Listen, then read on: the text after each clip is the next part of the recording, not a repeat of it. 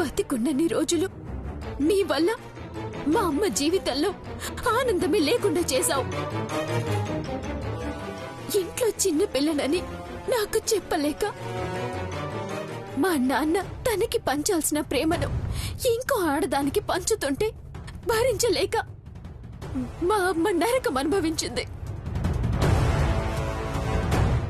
మా అమ్మ స్థానంలో ఉండి ఒక్కసారైనా ఆలోచించాలని నీకు అనిపించలేదా? అయినా నా పిచ్చి గాని నీలాంటి వాళ్ళకి అలా ఎలా అనిపిస్తుంది? సీతారాముల్లాంటి మా అమ్మ నాన్నల పక్కన నీలాంటి రాక్షసి ఉండకూడదు.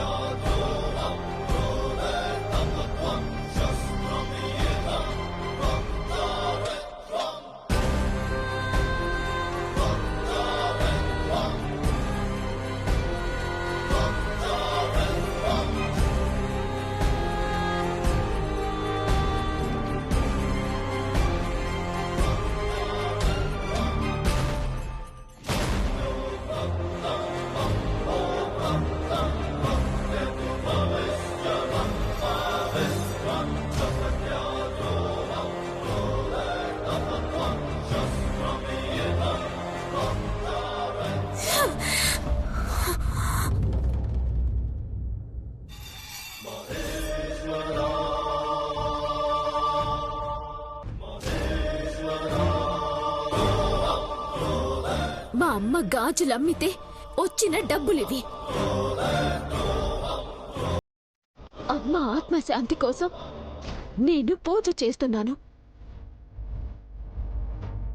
ఎవరికైనా అమ్మ పేరిట దానం చేయాలంటే కదా.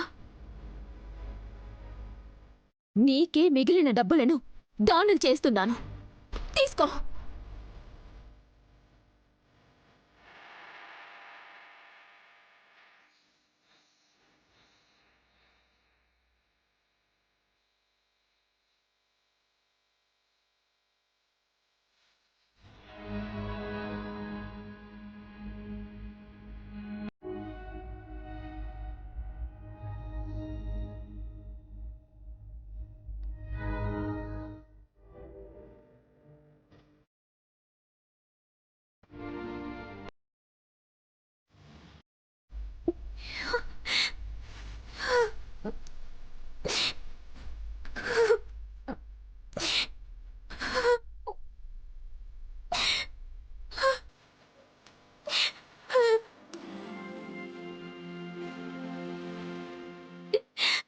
అమ్మా, నన్ను క్షమించమ్మా.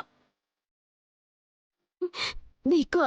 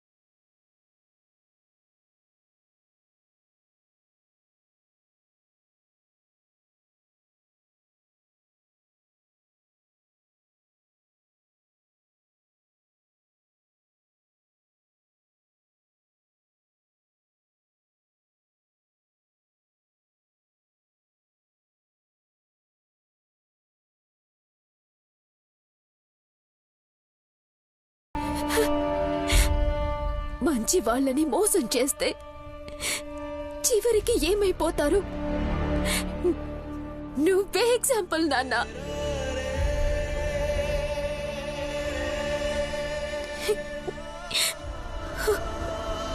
అమ్మ ప్రాణాలు తీసిన వాళ్ళెవరు సుఖంగా సంతోషంగా ఉండలేరు.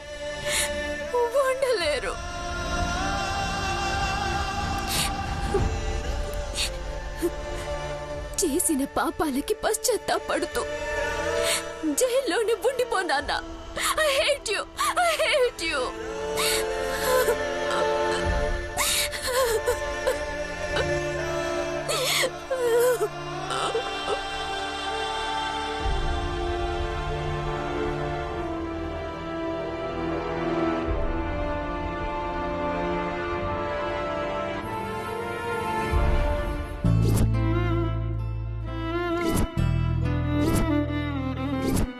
మంచివాణ్ణి అనిపించుకున్న నేను చివరికి ముంచేవాణ్ణి అనిపించుకున్నాను.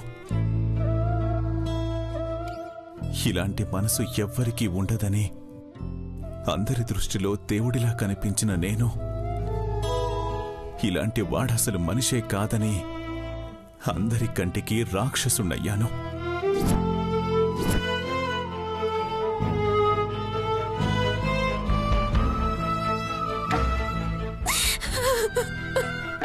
నన్నొక రాముడిలా చూసిన నా భార్య అనుపమ సీతలా సేవ చేసింది. కాని నేను కృష్ణుడిలా మారిపోయానని, అయోధ్యని వదిలేసి గోకులానికి వెళ్లిపోయానని, గుండెకైన గాయాన్ని మర్చిపోవడానికి తను ఆ ఇంట్లో అందరికీ సేవలు చేస్తూ పని మనిషిగా మారిపోయింది.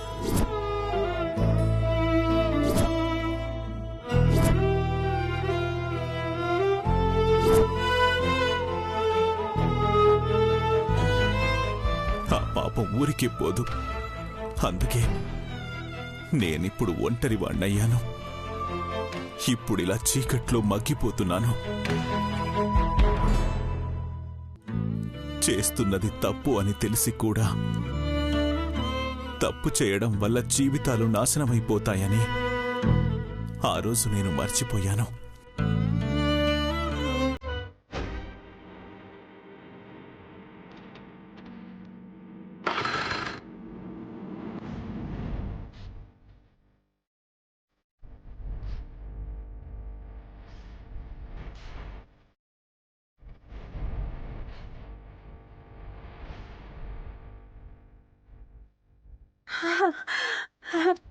బావా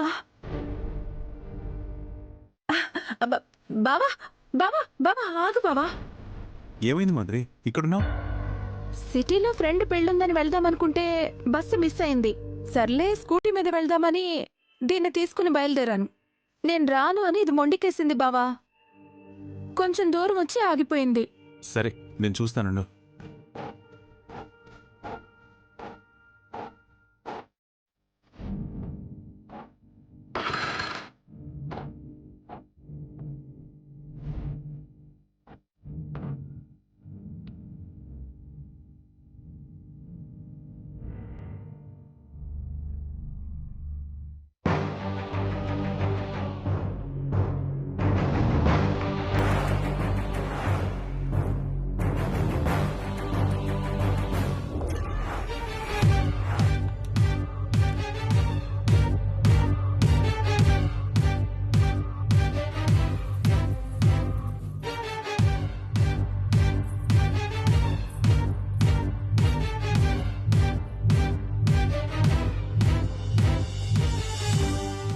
గంట నుండి ట్రై చేస్తున్నాను బావా, నో యూస్.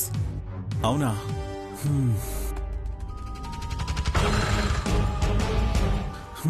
సరే, నేను మెకానిక్కి కాల్ చేస్తాను.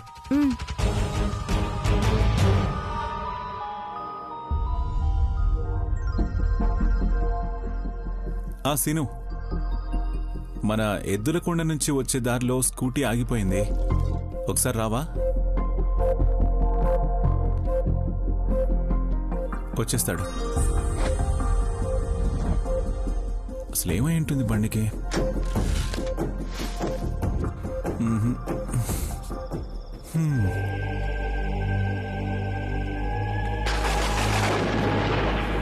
టైం 9 అయింది. ఆయన ఇంకా రాలేదేంటి?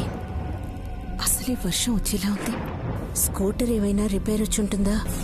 అవును, మళ్ళీ సిటీకి ఎప్పుడు వెళ్తున్నావు? రేపు సాయంత్రం బావా. అవునా? ఇంకో 4 రోజులు ఉంటానన్నావు. అనుకుంటాం కానీ పల్లెటూళ్ళలో ఉండడం చాలా కష్టం బావా. దూరం నుంచి చూడడానికి మాత్రమే బాగుంటాయి. టెక్నాలజీలో వెనకుంటాయి. ఫ్యాషన్ అంటే పాపం అంటారు. నాకు లగ్జరీ లైఫ్ అంటే చాలా ఇష్టం బావా. అయితే పెళ్లి కొడుకుని పట్నం వాణ్ణి చూడమని శివరాం బాబాకి చెప్పాలి. అలానేం లేదు బావా.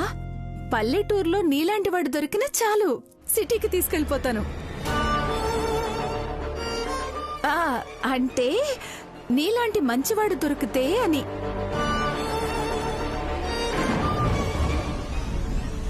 అనుపమా, బయటికి చూస్తూ కంగారు పడుతున్నావు. అన్నయ్య ఇంకా రాలేదేంటనా? అవును.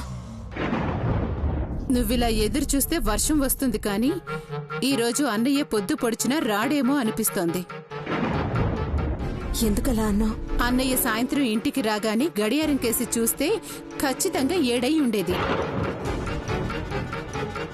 కానీ ఈరోజు ఇంకా రాలేదంటే దానికి కారణం సిటీ నుంచి వచ్చిన ఆ పిల్లగాలేమో అని నాకు అనిపిస్తోంది. లైఫ్ లో ఫ్రీడమ్ కావాలి, ఎంజాయ్ చేయాలి, ఎంటర్టైన్మెంట్ కావాలంటే ఇక్కడి వాళ్ళు బిత్తర చూపులు చూస్తారు బావా. మడి, ఆచారాలు, పద్ధతులు అంటూ ఉండే మనుషుల మధ్య ఉన్నామనుకో, మన జీవితానికి అర్థం లేకుండా పోతుంది.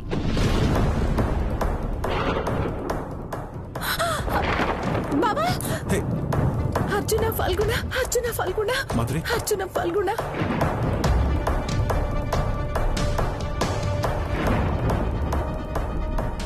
ఆఫీస్లో ఏమైనా ఆలస్యమైందేమో, లేదంటే స్కూటర్ ఏమన్నా రిపేర్ వచ్చిందేమో. మాధురి మీ ఇంట్లో పిల్ల, బంధువుల పిల్ల, పైగా అన్నయ్యకి స్వయానా చెల్లెలు. మన ఇంట్లో పిల్లని మనమే ఇలా అనుకుంటే ఎలా? ఫ్రీడమ్ అంటూ అన్ని మాటలు చెప్పావు. చిన్న ఉరుములు మెరుపులకే భయపడతావేంటి? నాకు చాలా భయం బావా. సరే సరే, వర్షం పడేటట్టుందే. ఇదిగో ఆ షెడ్ కిందకి వెళ్దాం పద.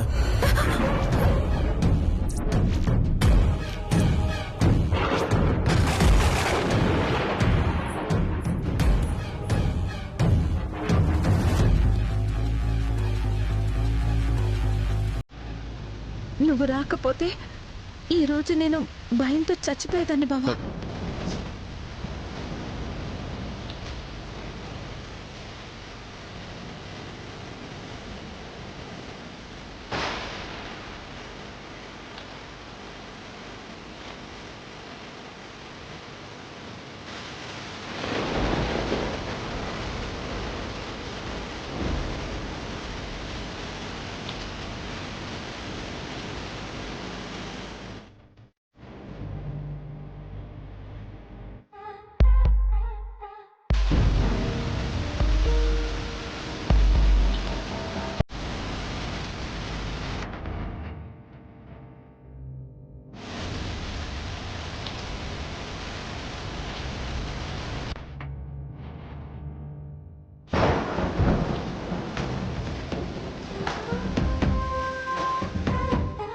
కాలుకి ఇనుము గుచ్చుకొని సెప్టిక్ అయితే కాలు మనదైనా తీసేసుకోవాల్సిందే, లేకపోతే ప్రాణమే పోతుంది.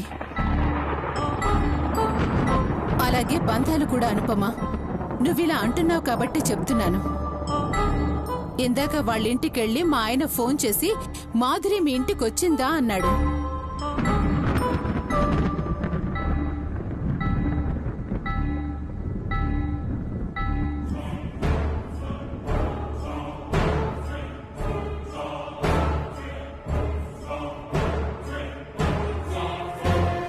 సారీ.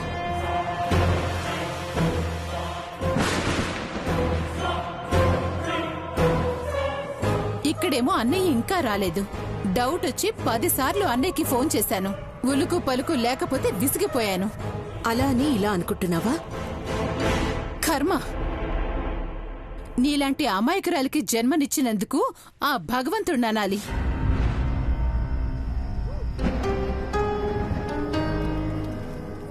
అనుపమ అక్క చాలా లక్కీ బావా. ఎందుకు? ప్రేమంటే ఇలా ఉంటుందా, భార్యాభర్తల బంధం ఇంత బావుంటుందా అనిపించేలా నువ్వు ప్రేమని చూపిస్తుంటే నువ్వు నాకు దక్కనందుకు నేనెంత ఫీల్ అవుతున్నానో నాకు తెలుసు బావా. ఎవరి నుదుటన ఏం రాసి పెట్టుంటే అదే జరుగుతుంది మాధురి.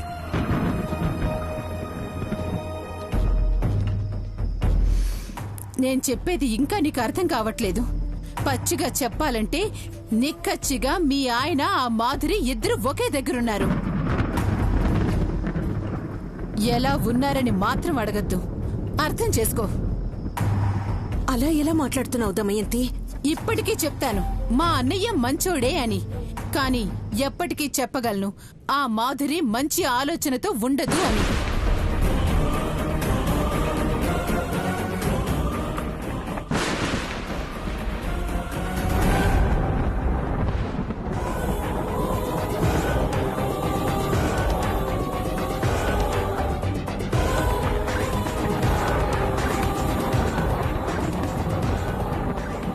ఇద్దరు ఒకే చోట ఉంటే మాత్రం ఇలా ఉరుములు మెరుపులు వచ్చినప్పుడు ఏం జరుగుతుందో పనిగట్టుకుని చెప్పనక్కర్లేదు.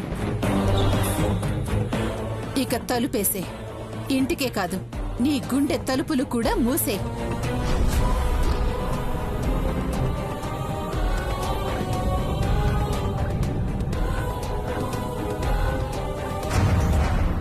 దమయంతి ఎందుకలా మాట్లాడుతోంది? అలా జరుగుతుందా? చచ్చ, ఆయన గురించి అలా అనుకున్నా కళ్ళు పోతాయి.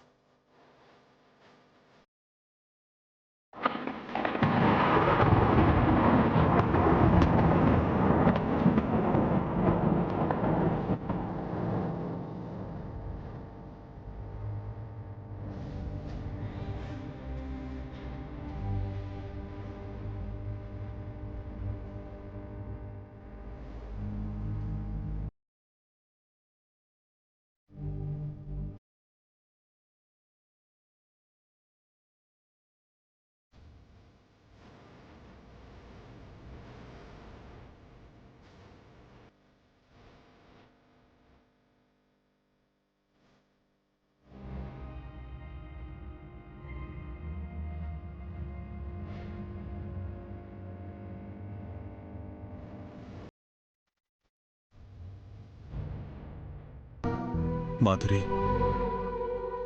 ఆ క్షణం నేను తప్పు చేశాను. చేసిన తప్పును సరిదిద్దుకోకుండా సమర్థించుకున్నాను. నీకు అన్యాయం చేశాననుకున్నాను గాని 5 ఏళ్లుగా నేనే ప్రాణంగా బ్రతికిన అనుపమకు ద్రోహం చేస్తున్నానన్న సంగతే నేను మర్చిపోయాను. నాకు పిల్లలు పుడితే నాన్న అని పిలిపించుకోవాలన్న స్వార్థంతో మాధురి వెంట వెళ్ళిపోయానేమో తెలీదు. కాని నేను వదిలేసింది అనుపమని మాత్రమే కాదు, నా ఉనికిని, నా వ్యక్తిత్వాన్ని, నన్ను ప్రేమించిన అనుపమని, నన్ను ప్రేమించిన అమ్మా నాన్నలని అందరినీ వదిలేశాను.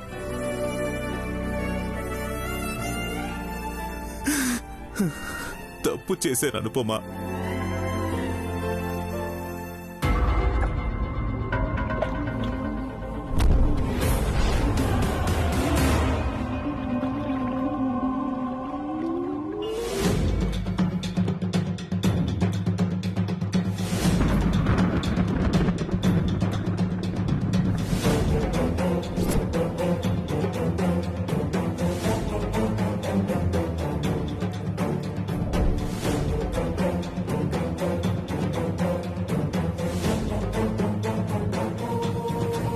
మాధురి, మాధురి, ఇక్కడున్నాను బావా.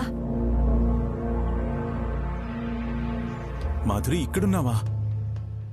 ఇంకా నువ్వేమైనా ప్రాబ్లంలో ఉన్నావేమో అనుకుని టెన్షన్ పడ్డాను. అంతా ఆల్రైట్ కదా? దేవుడు సన్నిధిలో ఉండగా ఇక ప్రాబ్లమ్స్ ఏముంటాయి బావా?